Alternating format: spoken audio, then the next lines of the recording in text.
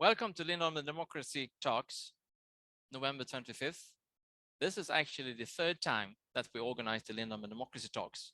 And we are the IYTT, which stands for the International Youth Think Tank. My name is Urban Strandberg, and I'm the co-founder of the IYTT, together with Cecilia Malmström, that you know, in particular as the former EU Commissioner. And we founded this think tank in 2019 because we thought that someone needs to do something to energize democracy. The two major problems in democracy of today, we think, is that authoritarian ideas are gaining ground. We can see it among regimes in different countries in Europe and overseas, but we can also see it among people, among citizens who are choosing the authoritarian ideas instead of the democratic ones. So that is one reason for the IYTT to organize itself, to stand up against those values. The other reason is that there are too many citizens of the world, even in democratic countries, that have a sense of not being listened to, of being unheard, of being powerless. And we want to empower them. We want to emancipate them to be full citizens. That is the second reason for the IYTT to be an organization. And what we do, we call upon young people, and we define young people as between 18 and 24. And we say that they are the future, and we say that they are open-minded, and we say that they have visions that we need to energize democracy. And once a year, we invite 18 to 24-year-olds to a week-long conference. So this week has been the third week-long conference that we organize. So Monday by noon, 24 people from more than 15 countries and from 4 continents, Africa, Asia, the USA, and Europe, has been working really hard under the guidance of myself and 3 co-moderators. They have had one sole mission, and that is to come up with policy proposals on how to energize democracy. And I'm very proud of them. They have stood to the challenge. They have worked long, 12-hour days, to come up with the presentation that you quite soon will see, and also with the preliminary conference report that we will publish within shortly this very afternoon. The IYTT is graciously hosted by the Lindholmen Science Park, which is a part of the building in which you are now. And we are financed by the Marcus and Amalia Wallenberg Foundation. So that is the basic requirements for our activities. And the specific sponsoring of the conference needs to be mentioned too, because the city of Gothenburg is one of the sponsors. The European Commission Swedish representation in Stockholm is another sponsor. Lindholmen Science Park is also a sponsor. So that is the credentials of today's presentation. So what now will happen quite soon is that we'll have 4 presenters. It will be Kyla, it will be Ivan, it will be Mathis, and it will be Alina, who will do the presentation with slides in that order. And when they are done with that, I will call upon 4 commentators to join me here, and they will comment and pose questions to the presenters. And the presenters will then respond as good as they can. And after that, I will open up the floor for you in the room and for you who are attending this Lindholmen Democracy Talks live streamed. So that's the way we organize this today. And by 3:15 will we be finished with this event of today. So once again, very welcome to you who are here today, live streamed or in the room, because you are showing that you are anxious about democracy as we are. And we need your engagement, we need your presence, and we need you to carry with you the insights, the inspiration, the examples that we bring up here today. So once again, a warm welcome to you. So that's about the introduction. So now I call upon Kyla and Ivan and Mathis and Alina for the presentation. And Kyla, you are the first, so why don't you start presenting the policy proposals of the IYC 2021. Thank you. Hello, can everyone hear me?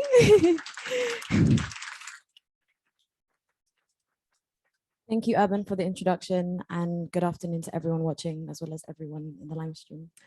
So over the past 4 days, we have split and worked into 4 themes to identify different obstacles and possibilities of democracy.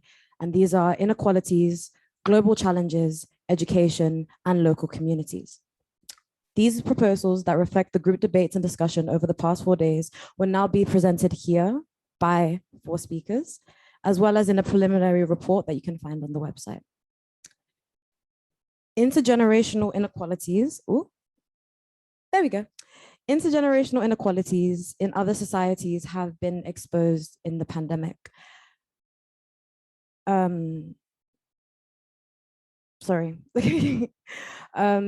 Future generations are under threat. Young people are not they're not adequately represented. Indigenous people are largely ignored, and mental health is a taboo.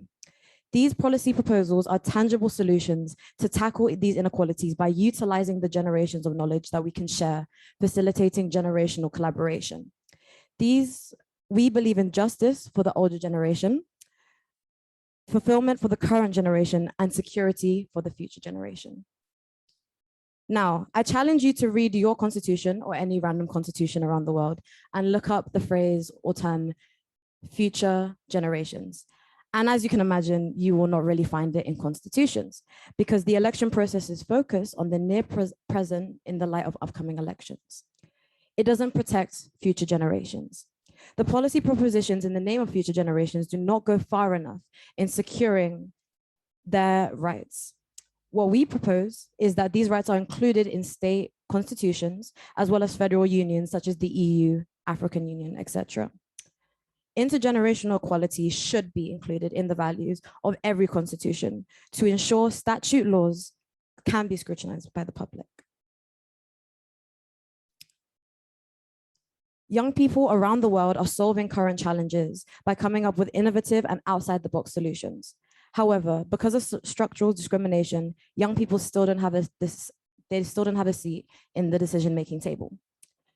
That's why another policy is to implement youth delegations. So for example, in the United Arab Emirates, all ministers are obliged to have youth delegates who advise them on all policies. Indigenous communities have a wealth of knowledge and are rich and historically rich in their knowledge of nature as well as connecting with Earth. However, representation on this international platform for Indigenous groups is lacking. The policy proposed to combat this is the implementation of a United Nations conference that is led by Indigenous communities, not the other way around. In addition to this, it is important that the sustainable practices of Indigenous communities are protected, respected, and credited through legal frameworks that will be proposed after, during, and before these conferences. Lastly, COVID-19 has shown that mental health is a struggle that is faced by everyone, and in particular, young people. Another proposal is the implementation of youth steering committees in which young people utilize their own lived experiences to shape mental health policies through co-production. Both professional contributions and lived experience work together and are equally important in co-producing active support systems. So to conclude, democracy must be for us, by us, and for that to happen, it needs to include all of us. We need to have people who have access to democratic tools and to be represented. Thank you guys for your time.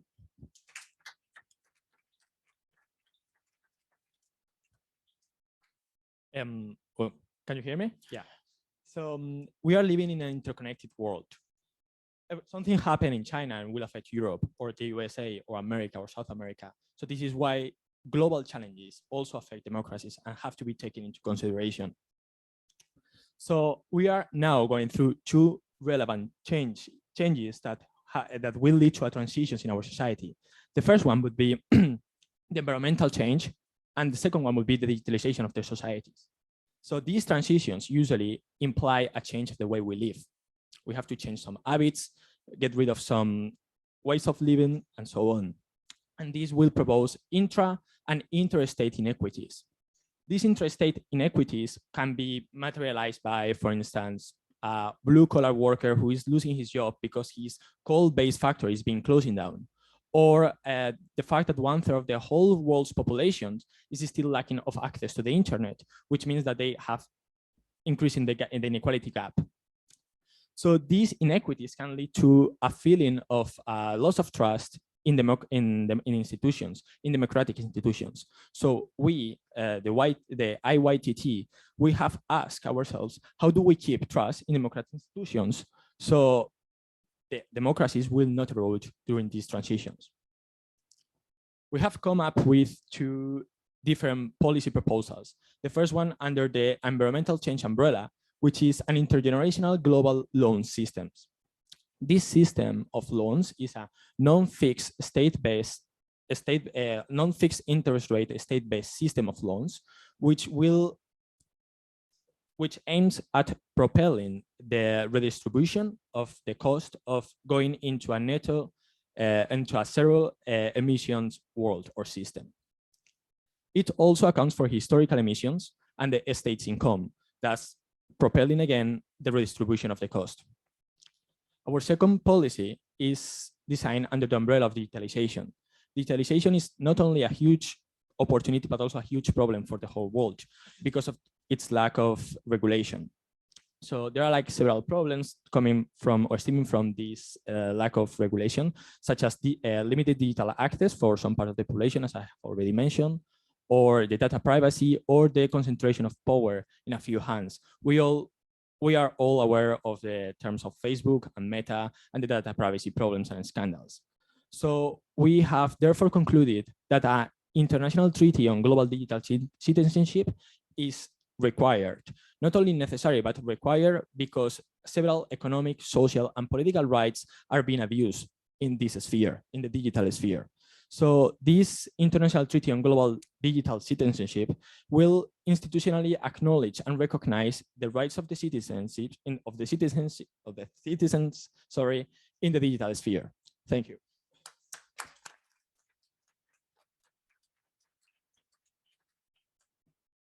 Democratizing education at high school level is essential for strengthening democracies in general. High schools are the most social-cultural, diverse space in formal education, and therefore the most representative for society. As such, we believe that coming up with policy proposals at a high school level is the most effective way in order to enhance democracy through education. As such, we came up with 3 different policy proposals regarding democracy and high school education. Inspired by a similar project from Northern Ireland, we propose a mandatory career service at all European high schools. This is to tackle the lack of access to higher education for marginalized students coming from lower class backgrounds, from rural areas, or migrational backgrounds. We want to implement that practically through the API system. A stands for advice and help. So it's about guiding students during high school towards education. What options are there? What kind of study programs are there? P stands for practical support. So going beyond just raising awareness of certain opportunities, it's about helping students with CV or cover letter writing regarding the application process. But we have to go even farther, because even if you're accepted for university, a lot of students, especially from marginalized backgrounds, can't realize that dream of going to higher education. So we have to integrate the the integrational process. So this is really about integration in terms of housing, in terms of bureaucratic and financial help that students face when they actually practically want to go to the university. Inspired by a different program, by a reform in the Japanese education system, we came up with a second policy proposal regarding education, and we want to propose the 21st Century Skills Program. This is very essential because there's a lack of 21st century skills in high school education. As such, we want to propose the implementation of 2 new courses at a high school level. The first one, media literacy, should develop students as critical digital readers. The second one, intercultural communication, is essential to bring students together from different countries in order to learn and study projects from different perspectives and to learn critical thinking. Because we believe only if we study together, we can truly build a sense of a transnational democracy. The third idea is a brand new idea. It's called the Big Collaboration Project. We aim to receive funding from a United Nations democracy fund for the project. It aims to tackle the lack of democracy education for students living in non-democratic countries. And since in non-democratic countries, we face challenges of accessing and changing the formal education system, we came up with the idea to bring in private actors. We want to create groups of students from different political backgrounds, link them to private actors to tackle practical challenges. As such, those three proposals enhance democratizing the access of higher education, educational curricula, as well as the extracurricular space. And together, these three proposals enhance the democratization of education at a high school level. Thank you.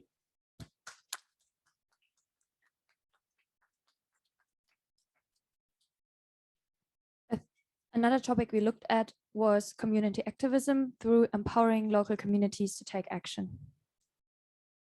When we were looking into participation in local communities, we recognized two main problems.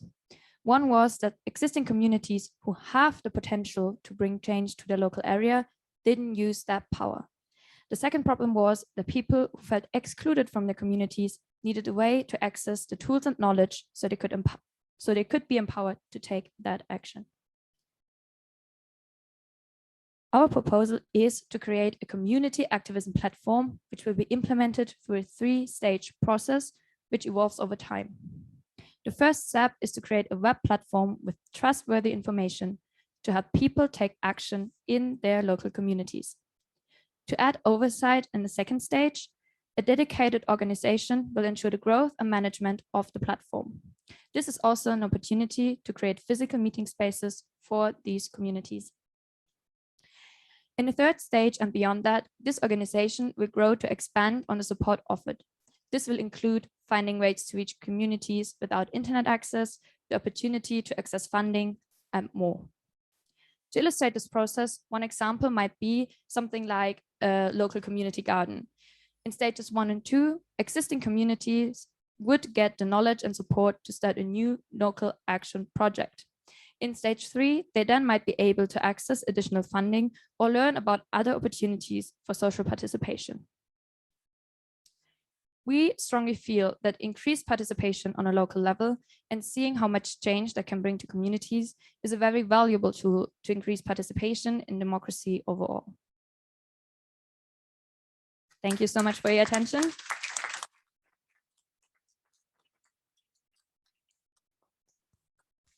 So thank you very much, Kyla, Ivan, Mathis, and Alina for a great presentation.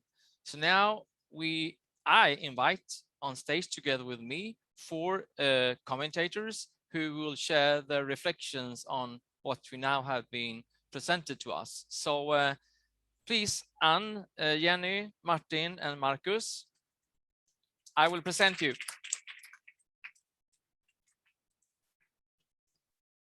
So I will present who you are, and then you will have the word one by one and be giving a chance of commenting, and we will then see how the presenters would respond to what you are saying. So in the order that you are standing, Martin Svensson, who is the co-director of AI Sweden, which is a hugely growing program at the Lindholmen Science Park, which is about AI in Sweden and in the world, collaborating with the best partners they could find globally. Then Marcus Johansson, a postdoctoral researcher at the Center for European Research, but also at the Center for Collective Action Research. Both of those centers are at the University of Gothenburg. Anne Ige, who is disciplinary-wise an economic historian, a senior lecturer in economic history, but today she's here because she is the editor of one of the oldest journals, maybe the oldest journal in Europe, a cultural journal or magazine, which is called Ord and Bild, which means words and pictures in English. And last but not least, Jenny Wijk, who is Associate Professor of Media and Communication Studies both at the University of Gothenburg and Malmö University. And she's also happened to be a researcher who is affiliated with the Lindholmen Science Parks. So you could tell from this presentation that here we have a group of really distinguished and knowledgeable people. And so now we will hear what they have to say. And, you know, they haven't been capable of preparing anything because, well, they saw the presentation just now. So this is also something of a rope trick to be capable of coming up with swift comments. And I had an order of presentation, and now the order of presentation will be that the person with the mic, Martin, he will start, and then we will go through the three of them. Thank you. Very good. Thank you, Urban. Well, first I'd like to say that, and I hope I speak for the four of us, that I'm honored to be invited to be on the panel. This was absolutely one of the most refreshing half an hour of my week. Thank you all in International Youth Think Tank for being here, and thank you for excellent presentation, very impressive. I really mean that. I think this was tremendously interesting. I have taken some notes to see if I can make some valuable comments. Kayla, what struck me the most about your ideas that you presented on behalf of the team is that they are completely obvious. It feels almost shameful to realize that they are not in place. I mean, these are spot on, I must say. It's incredible to realize that that these are not in place in the way they should be. That the young generation is not represented in decision making in a broader sense is something that obviously needs to be corrected. Very well expressed, I would say. I think they are all 100% valid. Then I don't remember if it was you or Ivan who talked about trust in democratic institutions. I think that is something that, from my role of that is very much about what leadership do we need to make good use of AI in Sweden and globally, that we think a lot about. How can we actually work on that when the portfolio of technology that we see AI to be actually can be used for great things, really, but also some things that we need to mitigate the risk of. And I really think that democracy will be very challenged by AI entering the world in a much broader sense than we can imagine today. And then we will have this distrust that we somehow need to address, right? So I really think there is something in there that you have captured well. A few more things, Urban, stop me when my time is up here, but I really like the idea of global digital citizenship. We had, some of you might have participated in the Future of Democracy Summit that we had the other week. And we had one guest speaker in the former president of Estonia. And in a meeting we had with her a few weeks earlier, we talked about, she got the question, so how do you want to, how do you think about Estonian citizenship over time when you have people all over the world, and you are such a small country? And her lines are very much around this. How can we actually have a digital relationship with our original country? You have extended that to actually having maybe another citizenship. I think it's really, really interesting. Then Matthias, I think the educational ideas there, very good. I like to see AI on that harmonized ideas on high school. I think high school is really good. Might even need to start earlier, but if we can do something on a global scale there, I think that's a very, very good step. And finally, the big collaboration project would be very interesting to start the fundamental ideas that you have there on a small scale, basically immediately in what we might do in other things. So, well, that was all for me. Thank you very much. Thank you, Martin. Marcus. All right, thank you. And I can just agree that I'm very happy to be here and be able to comment on these very nice proposals that you've put forth here. And I'm very happy to see that you have been discussing these very complex issues and not come up with easy answers in a way, because I think that would be damaging. And I also appreciate a lot the sort of long-term perspective that you bring in the presentation from the start of the presentation, and the intergenerational aspects. And I completely agree that there is a challenge of sort of the democratic political system to fully take into account that sort of long-term perspective. So I'm very happy to see that in your presentation. I do have some, I would say, sort of critical reflections on the presentation, and I don't mean to be critical in terms of critiquing you, but rather point to critical as important, the important aspects that I think perhaps might be sensitive things in the construction, but I think that might also be worth reflecting on in order to actually improve the construction of the suggestions that you have. So one thing that I was thinking about was sort of the scales of the policy proposals that you put forth. So you are basically talking about everything from sort of the global to the national to the local. And I think that's a very good point, but it also raises some questions. I think in particular in terms of sort of the allocation of responsibility. So who is going to make sure that this is happening? And I think that also touches upon issues of how to enforce or implement this in practice. And who is it supposed to cover? And how is that going to be regulated or actually enforced? And I think that also touches upon sort of the demand side for this to some extent. I mean, you supply us here with a great sort of smorgasbord of different proposals. And I was wondering if you have also sort of discussed to what extent there is demand for this, or sort of an appetite for doing these things that you suggest.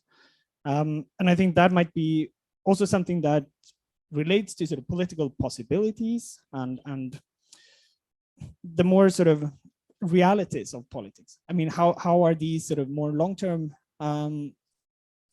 proposals going to meet that more short-sighted political reality that we quite often encounter?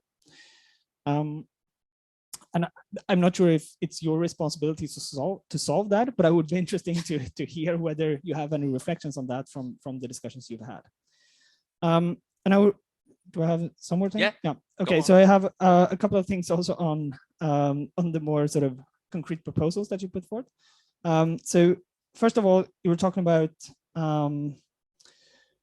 having these sort of some kind of youth assemblies or youth committees at the local level, and that should be an important thing. I was also wondering if you've been discussing sort of voting rights for younger people. Sort of current discussion in Germany, for instance, that I've highlighted that I think would be interesting to hear your thoughts on. I was also thinking about the sort of the more digitalization aspects that you also discussed, and in relation to your starting point, the intergenerational thing, and the perhaps generational divide that might exist in terms of digitalization, and whether you perceive that as a problem, and if that has been something that you have covered in the discussions as well. And then finally, when you talked about courses and media literacy, you also touched on the issue of critical thinking. And I think that's a very important component. I also want to push you a bit on how to sort of how to communicate that, how to actually teach someone critical thinking without risking at the same time that critical thinking moves over to a critical thinking that criticizes essentially everything without sort of basing it on facts. I'm thinking about sort of the anti-vax movements and those kind of things. I mean, they would certainly claim to be very good at critical thinking. So is that an end in itself? And do you see any difficulties or challenges in terms of that? Thank you. Thank you, Marcus.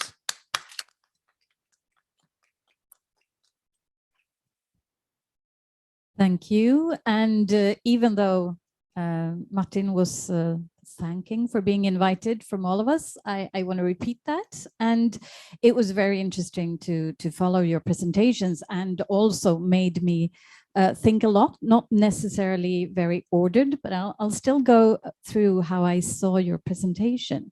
And first, just as been said, I think that intergenerational equity is a beautiful concept, and it's important because of that. As a historian, and as much older than you, of course, also, but I think about this also as, you know, our place in history. Those of us who are living now, we are in different generations, but we're also at some, you know, spot in time, and saying that in an era of climate change, etc., is, I think, very important. But of course, I think that also you are probably, or as you said, not least when you also talked about mental health issues, that we have this pandemic, which has both proven to be very hard on older people.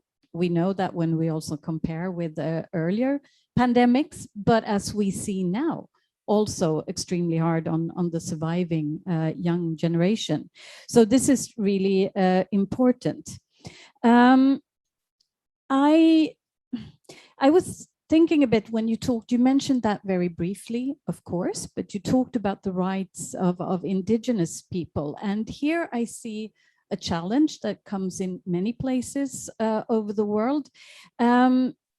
But I must say, what I think directly, I mean, just I think it was yesterday, the Archbishop of the Swedish Church, the Swedish Protestant Church, made a ceremony in like the central biggest cathedral of that church, actually apologizing to the Sami people of Sweden and making a ceremony over that. So that is because of a number of injustices, of course, but and I think that's telling that it's happening. But I think there's one thing when we want to meet these questions all over the world, that the rights to natural resources is extremely important, and the fact that there are conflicts there, and not all can just be made right, maybe. And that made me also think, although I'm not a political scientist, but I guess that when democracy is at its best, it's when conflicts can be there, you know, and we can try to resolve some of these conflicts. So I wondered a bit how you have been discussing in your work, what kind of, you know, real conflicts there are that might not just be resolved by us, you know, doing the right thing, but that will probably stay there or have to be handled. So that was one thing that I thought about. I also, there was a brief but important, I think, or interesting thing about the international, I think I wrote down the international system for payments, but it was about credit and so on. I don't remember the headline exactly, but to me as an economic historian, of course, that's important. And you're touching upon something that has proven over the last 100 years plus to be both the locus of very much complex and problems in the international system, and sometimes also seen as and working as a solution. But then I was surprised that you didn't mention something that I'm struggling to understand, so I don't really, and that is cryptocurrencies. And how is that going to work out in our new environment? I think that's interesting, also because it challenges, where does money come from? What is money? Just as when you said so, Marcus, about, I mean, so where is citizenship? Who gives citizenship really? And what is a global citizenship? Just as the others, I think it was inspiring to see your thoughts about high school education. It also seems that not only like a well-spotted, but I mean, it's possible to do. You know, it's not even that great of a challenge. And I just wanted to say that as a teacher, I had some in the university, we actually had a proposal from a student group. They were thinking in the lines of what you did, but they wanted to sort of introduce like a new, and I think maybe that was what you wanted to, a new academic subject for young people over Europe in that case. So I think that there are other people thinking like you, and that this could be possible and very interesting. So I was also thinking about this thing with democracy collaboration between people living in authoritarian states and democracies.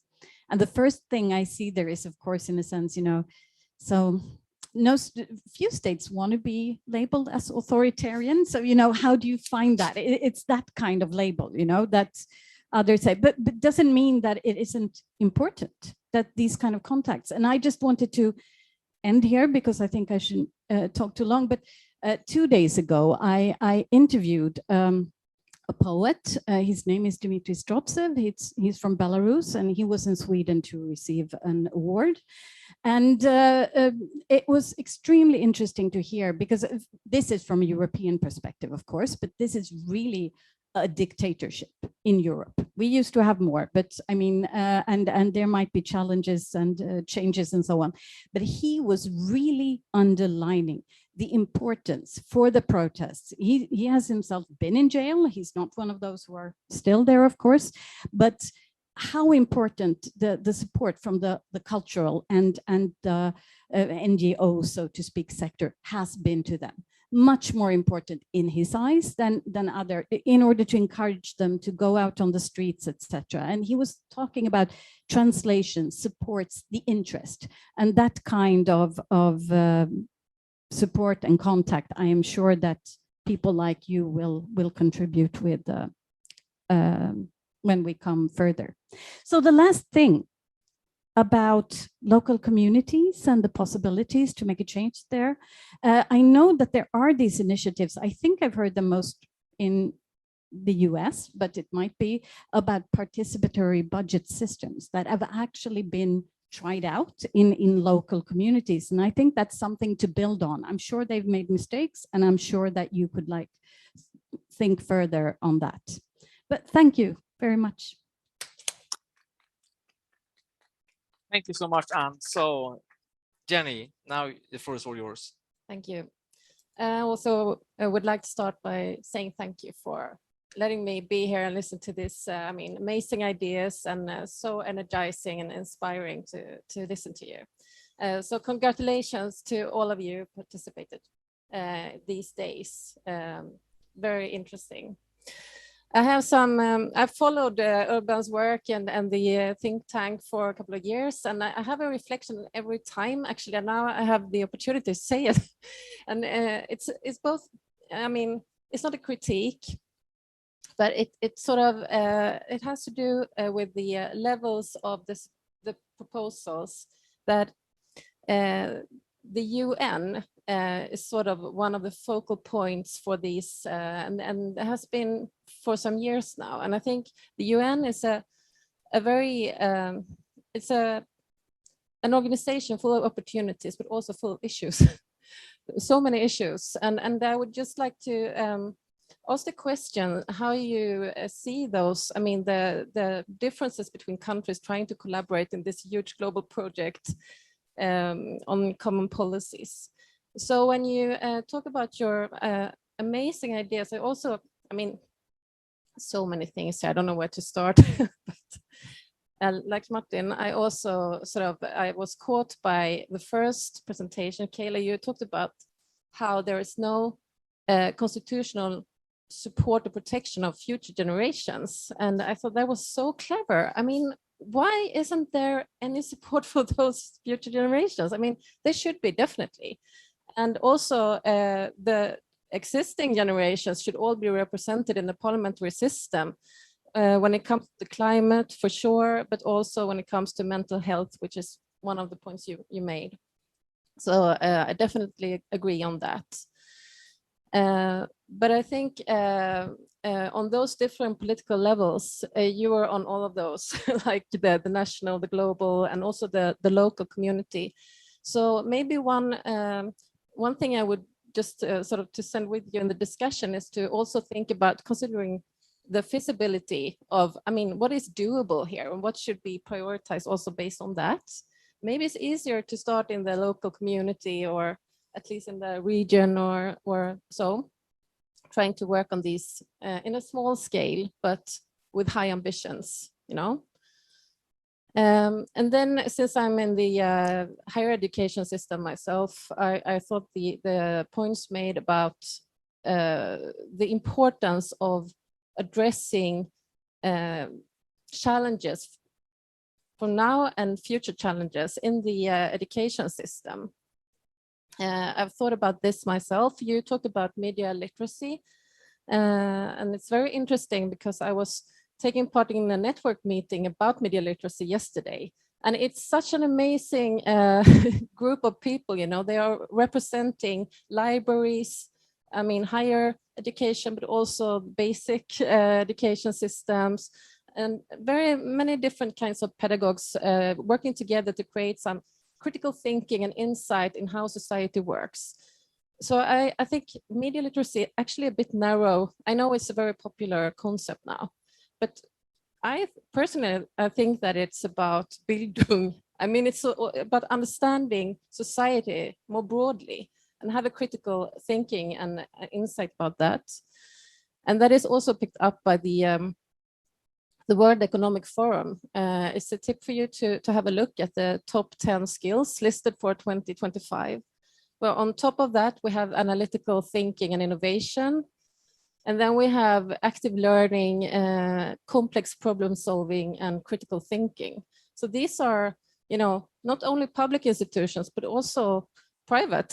I mean, the commercial institutions all point to the same direction, that we cannot just have, you know, traditional facts. We also need to create some kind of critical thinking by the educational system. So of course, I think it's a great idea to add courses, but also to have an overview of how do we actually, what could we do in those institutions to create critical thinking. Actually, it's beyond single courses, I think. I think many very inspiring and good ideas. I'd like to encourage you to think about structural factors. You know, what is doable, what kind of economical and political factors influence the problems you point at, to actually, you know, move these in a more realistic direction. But I thank you very much, and I look forward to hear your response. Thank you. So thank you very much, Jenny. So now what you will have, dear audience, and I'm talking to you in the room and you who are live streamed, we will have some brief responses from the presenters, and I have instructed them that they couldn't expect to respond to everything. They will have a pick and choose a little bit. And before I ask them to start, I just want to welcome Maura on stage because she's replacing Ivan, who had to dash away to catch a train. So Maura, many thanks for joining us now. And Kyla, why don't you start and to do a couple of responses on what you have heard from the commentators. So many to choose from. Thank you guys so much for, I don't really want to call it feedback. I would want to say reflections. It's really important as we're sharing our ideas, you also share your ideas and your expertise. So big thanks for that.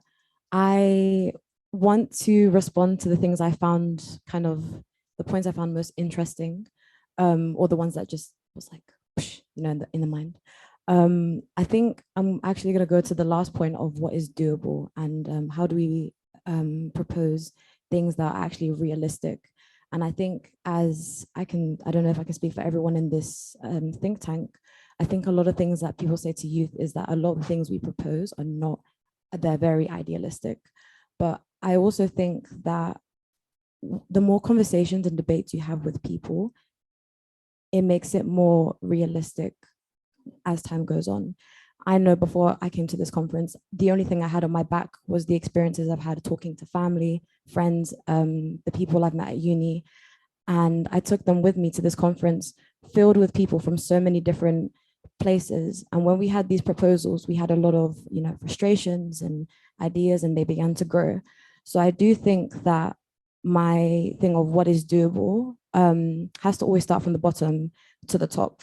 That's the first thing. I would never go to a UN officer first. I would always go to the 18 to 25-year-olds I know, because I think collecting those experiences gives you more time to have reflections, focus on the criticisms, the things like that. I hope I'm making sense in that aspect. So I do think that, yes, we do need a bottom to top approach. And we also just need to make sure that we have as many people sitting at the table as possible to diversify our opinions, solutions, and to tackle the problem faster. In terms of the demand for these suggestions, the ones that we put forward, I do think that question also kind of applies to the answer I just gave in terms of the demand can always be found as soon as you sit down and have a conversation with people or put things out there, for example, for people to join a think tank. But you're not going to find out about these demands unless you actually put forward the chance for people to express themselves and to put forward these ideas. And even as in terms of voting rights, I think it's actually really interesting that you put this forward, because this is something we actually did speak about as a group. And obviously it's a very contentious issue in Europe, globally as well, locally. Should we give rights to teenagers? That might be a little bit ditzy. That's something that a lot of people do say. But I do think that it's important to remember that politics doesn't begin and end with simply voting. Every single person in this room, every single person who has joined the live stream is politically conscious. And we do see that there is an appetite for people to join discussions.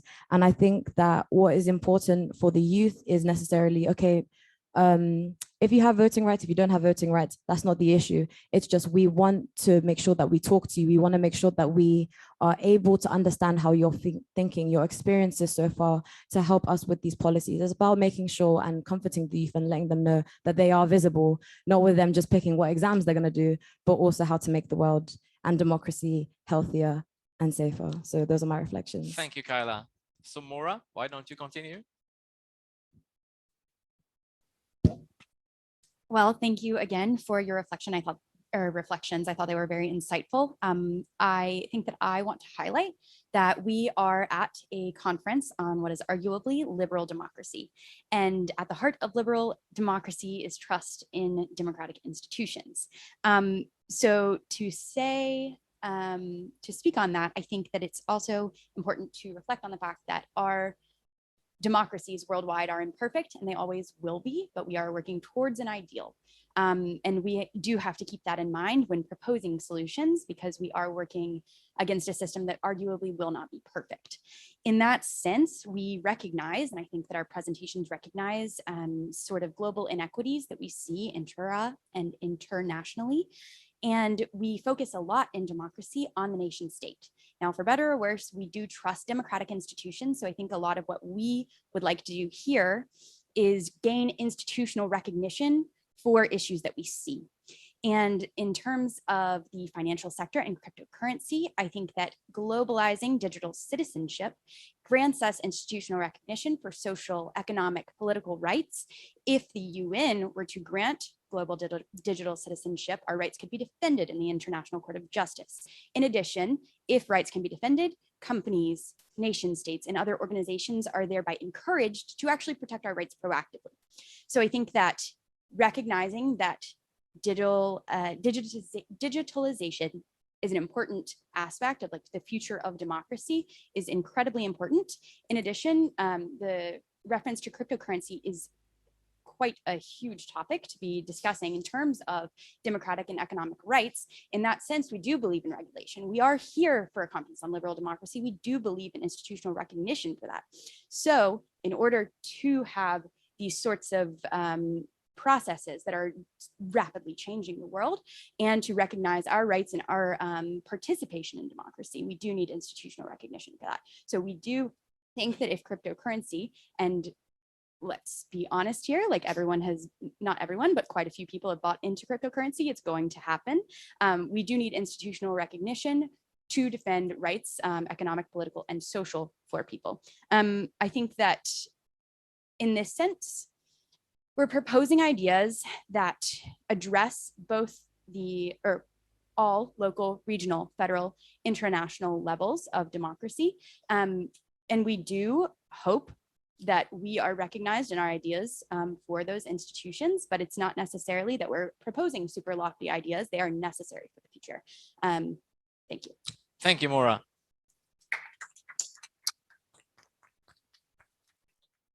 Okay, first of all, thank you from my side as well for the insightful comments. I'll try to keep it short by sort of linking your comments on the scales of the projects, critical thinking, and the feasibility. I think those are like 3 key points. First of all, regarding the scale, you mentioned that our presentation evolved logically from a global to a local point, which I think makes sense. But I think what we have to keep in mind is with the scales, it's not a zero-sum game, especially when it comes to education. We can approach these things from several levels at the same time. So therefore, I would say, especially our educational policy proposals are global in aim, but European in focus. So we would like to start on a European level. And linking that to the big collaboration project, what I meant, I think that's also a way how to link the scale to the critical thinking. Because you meant we can maybe start implementing that on a small scale. And you mentioned like how to label it in order to implement it. First of all, the labeling, I'm totally aware we shouldn't label it as autocratic regimes, but I would say us being here right now is kind of the proof that it's feasible. We have people from different political backgrounds. So in that sense, what you were asking, kind of having the small scale, how do you say it? A small scale first-hand project, that's actually what we're doing here right now. We have people from different political backgrounds discussing democracy. So in that sense, I would say it's definitely feasible. And linking that to critical thinking, I would say just the fact that we have this intercultural exchange already enhances critical thinking through, and I think that's the most important point, being exposed to different perspectives. And that's kind of the core of our proposal 2, proposal 3 with the intercultural communication, and the third one more with a focus on extracurricular activities. In that sense, I think, that's also why we have to start from a European level, not from a national level, because as I mentioned before, as long as school curricula stay nationalistic in focus, we also stay nationalistic minded. And I think that's a core issue. And in that sense, to link it to the feasibility or implementation, I think when it comes to feasibility, core questions are always, how to finance the whole thing and whether there are structures in place. And with our first proposal, I mentioned that there's already a similar structure in place in Northern Ireland, and we sort of want to use it, give it a different twist and apply to Europe. The second one is actually, as I mentioned, already being implemented on a formal level in Japan. So we would have first-hand experience. And the third one regarding the United Nations, I think we are sort of aware that it's maybe a difficult balance that we have to choose.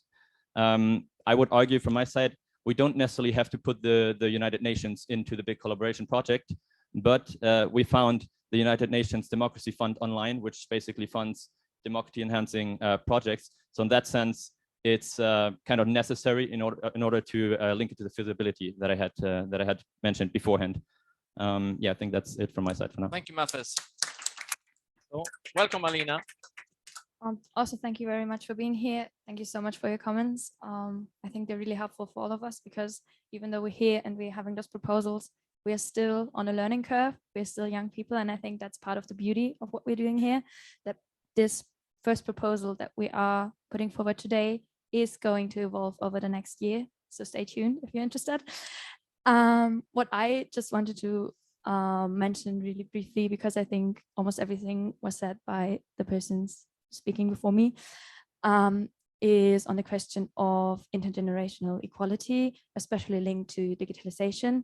And I also recognize that our proposal for communities focus in this first draft very heavily on having a resource on the internet. I think, especially for us, the internet is a tool to reach people all over the world with really minimal effort. And therefore connecting people and giving the possibility for example, small interested groups in local communities to get knowledge in a way that is quicker than it has ever been. And that's why our proposal focused on implementing, for example, intergenerational equality, or also equality for people who don't have access to the internet as a second step, because we have to start somewhere, as you mentioned. And the easier it is for communities to start, the more people will start, because action always creates action. And especially with social participation, I think a lot of people, because we feel like we are living in a globalized world underestimate how much small changes in their local area can affect in the long run, and also can change, even though maybe some of us might have had bad experience with trying to wait for someone else doing change for us. So I think with that, everything is said from our side, and I think there are questions from other people as well now.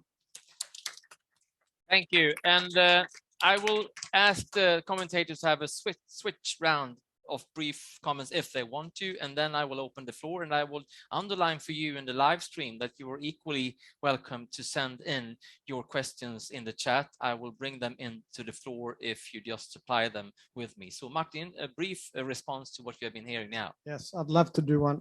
First of all, I think it's absolutely important that you do stay on an idealistic and high level of thinking about what we really should do on a global scale, not being limited to the feasibility always.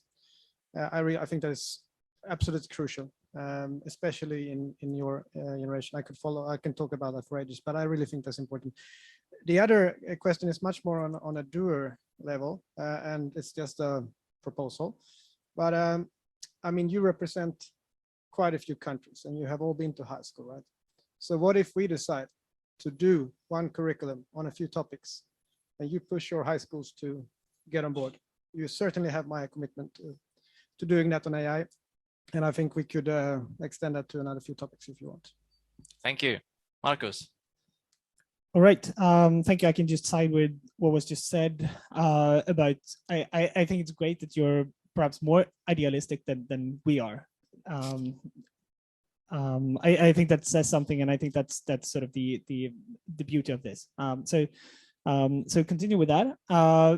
At the same time, I think that it's at least worth sort of discussing these more the feasibility aspects and so on. And one thing that I was thinking about when also hearing your responses and your reflections regarding this is that, I mean, many of the changes, to some extent, it always starts with people somehow, and that was also what you came from the discussions in this conference, that by talking to each other, you have come to this conclusion. You have reached these proposals, and I think that highlights that people and, I mean, the public or persons, they are the ones that are going to drive this, and you are the ones that are going to drive this. It's just about sort of finding the sort of the counterpart that you need to convince and do that. So I think in that sense, just go ahead. Thank you. Thank you, Marcus. Yes, I feel we're in a conversation now, so I just want to speak all the time. But so I sort of come from a political tradition where demanding the impossible is totally central. So I also think, as an historian, I know that the world is built upon us as a human race to actually achieving impossible things. So that's not really a problem. We need to be both in the local, the very possible, and so on, and still imagining the impossible. So I just wanted to share also one thing, staying with this intergenerational equity, which I think is interesting. And one thing that I would, if I would be one of you, which I'm not, and should be working further on this, I would also emphasize the fact that intergenerational equity, if we think outside the nation state, also really triggers international solidarity. Sweden is a country where the young people aren't a big part of the population. It's important and everything. If we compare to Nigeria or Egypt or Jordan, the profile looks totally different. So in poorer countries, young people are also a much bigger part of the population. So you sort of reach different levels through this. And I think it's important or interesting to discuss that, even though that this is, of course, valid in like a local block. What happens with children, with old people, etc. So just thank you very much for being in the conversation. Thank you, Anne. Jenny. Yes, I agree. I mean, imagining future is at the core of moving forward. I mean, maybe we're in the end of an old narrative and we need to create a new one. So I totally agree. And I think how you responded to our, reflections was super impressive. You just did it like this, and it was so well thought and well articulated. So, you're the future, and I feel very trustful now that I like to hang out more with you guys. I would definitely stay tuned. So thank you. Thank you, Jenny. So now this leaves us to open up the floor. Could I see any hands in the room or anyone sending in questions in the chat? Who want to start here? Someone in the room? Are you shy? You think everything is already said? Well, there we have a hand. Lovely. Yes, I hope you can all hear me. Also, maybe online. If not, the question will be repeated. Or, yeah, thank you very much for the presentation and also for the discussion, which I think was equally inspiring. Maybe a more specific question, rather going off from the general discussion, but also going towards the discussion about the third theme, the democratizing education. Is it enough to start at a high school level, or do we have to start earlier?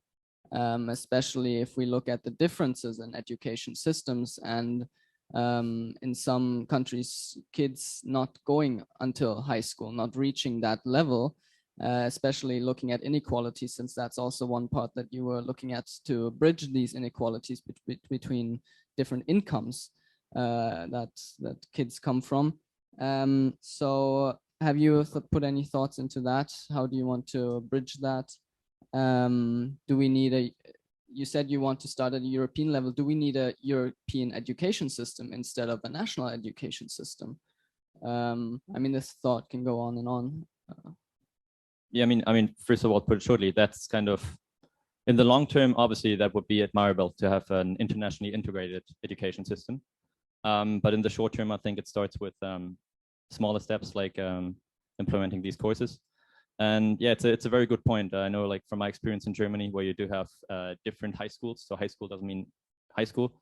But in that sense, maybe we can think what I meant with access to higher education. Maybe think that in broader terms, higher education does not necessarily has to mean a university.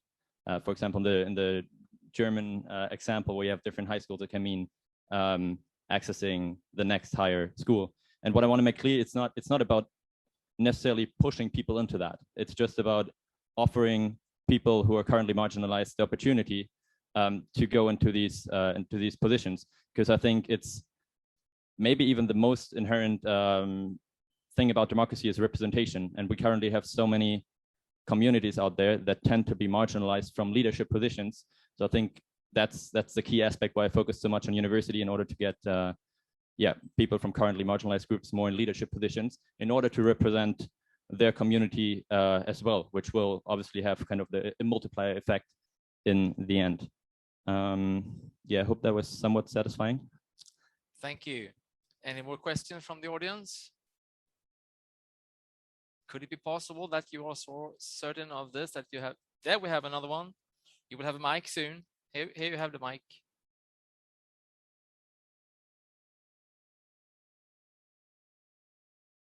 Yes, so I haven't really formulated my question in my head, but I will do my best.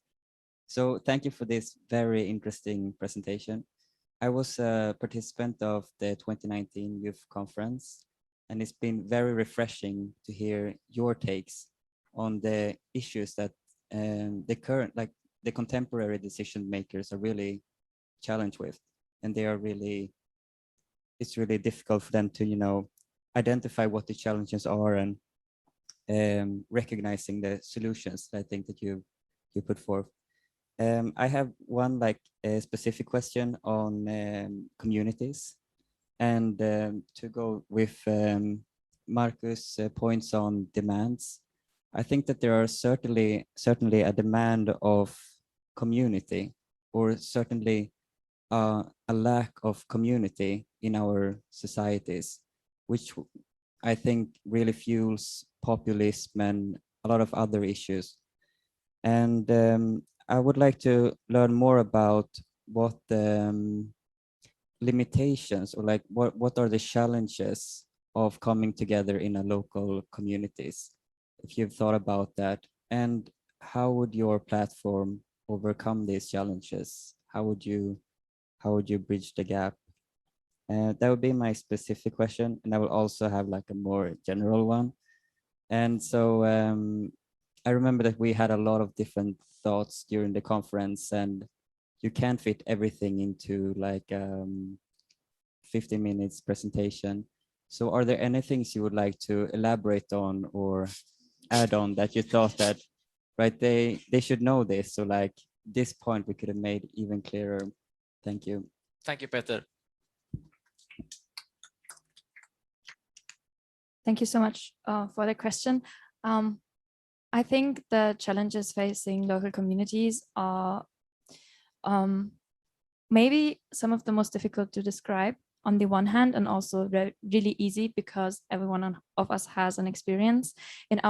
In the group where we discussed most intensely about those questions, there were also people from countries that currently aren't in the European Union, that people from countries who have more problems with corruption. But one theme we saw from time to time again is that a lot of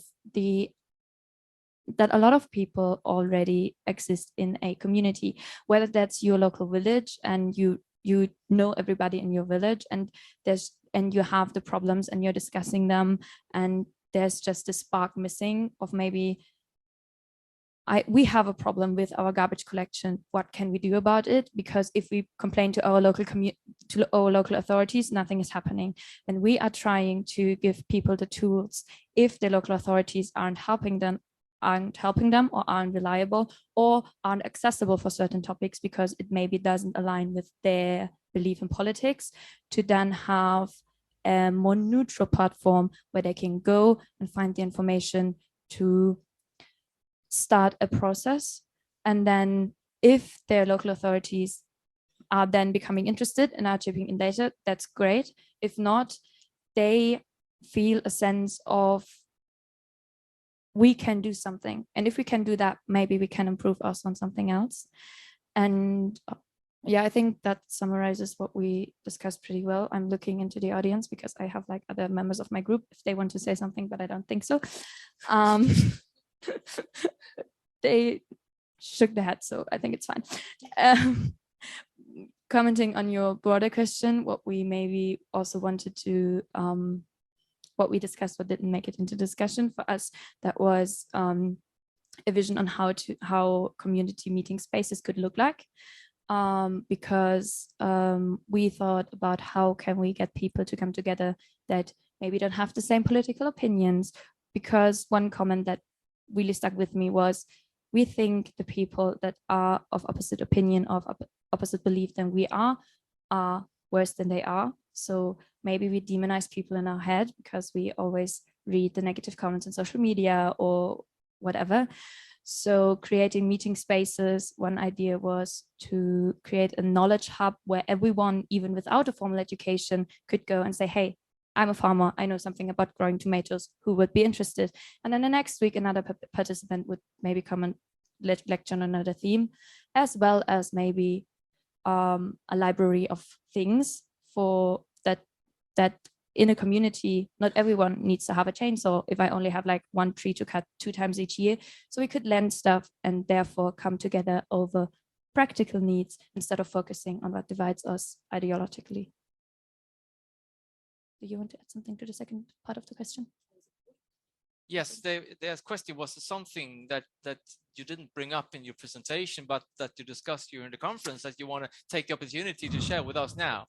Well, I have many thoughts. I mean, I don't know. I think you've obviously done the conference before, and the exercise of when we all actually talk to each other and find out about each other. I was definitely sitting in the room with some people who have started nonprofit organizations, who have committed their very youthful lives to things which we would expect of adults. But yeah, I'm seeing in a room of young people, there's so much tenacity. And I was thinking, oh, like, what am I gonna focus on? What am I gonna speak about? I think something which I wish we had a lot more time to elaborate on, but I'm actually not sad about it because of the fact that yes, we can still, the politics doesn't stop here. The work does not stop here. We can still go home with even more ideas and go back to our families, friends, and colleagues about the things we've learned. But anyway, I think something I wanted to touch on is, obviously I worked in the theme of inequalities, and I feel like some people think that inequalities, you can only have one or two, when in actuality humans are complex, and inequality is also very complex, and they can sometimes stack amongst each other with what we identify with when it comes to our race, our gender, ethnicity, even where we live in demographics, because of the very pressing the very pressing reality of climate change. How are we putting all of these things together if the world's going to burn in 20 years or so? So I think one of the things I wish we could expand on is, yes, we have so many things to tackle with democracy, but we also have to apply those things with the global challenge of climate change, because like I said, all these proposals aren't going to matter if we don't have a planet to actually stand on one. So yeah.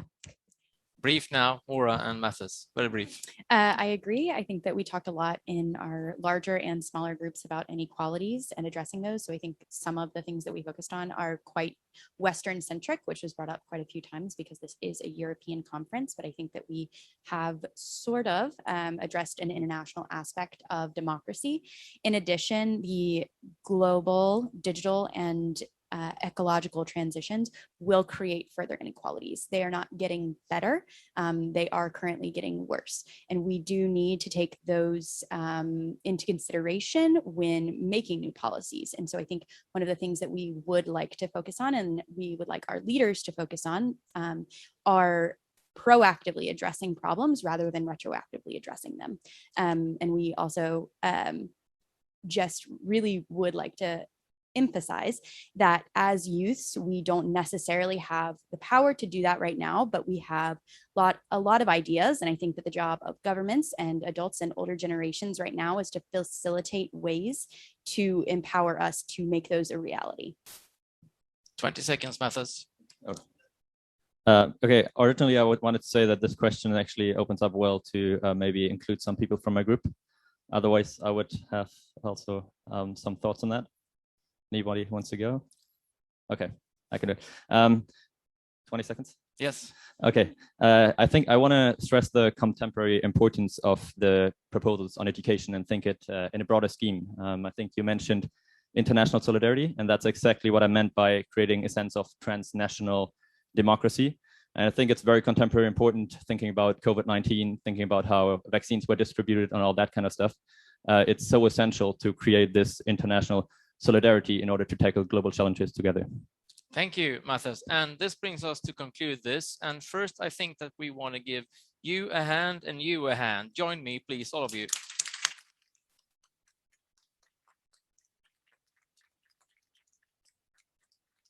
So the International Youth Think Tank is continuing what we are trying to do, which means that all these conference attendees, like these four and the peers in the audience, they will be called upon by myself as youth fellows, because now they have acquired the competence of being youth fellows. And that will mean that they will do more research, they will engage in more processes, they will spread the word, they will continue the work what they've been doing, and we will change the world together. And that is a fine thing. Stay tuned with us. The next time you will see the IYTT is on December the 8th. Then we will take to the streets of Gothenburg, myself and some youth fellows, and organize open chair democracy talks, meaning that we will put a chair on an open space in the city and ask the citizens who passes by to sit down and share their views of democracy. That we will do on December 8th. And on the 9th, we will bring these views into the very fine event, the Nobel Week Dialogue, where our youth fellows will present what they discover when they take to the streets and give people voice. That is a very tangible way on how we work in the IYTT, not only come up with idealistic and lofty and future-oriented proposals, but we also show very tangible ways on how we could give people the chance to voice what they are thinking about today and the future. So stay tuned and thank you for today.